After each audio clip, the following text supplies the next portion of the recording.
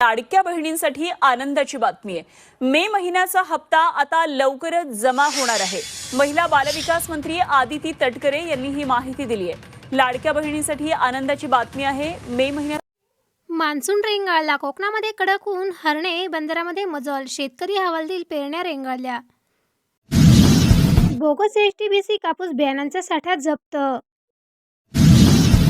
धान्यांपासून लाभार्थी वंचित राहण्याची शक्यता, एकत्रित धान्य वितरणासाठी 15 जूनची डेडलाईन देण्यात आलेली आहे। राज्यातील धरणांमध्ये 24% पाणी, अल निनोच्या प्रभावामुळे पाऊस लांबला, राज्यामध्ये दुष्काळ सदृश परिस्थिती निर्माण होणार।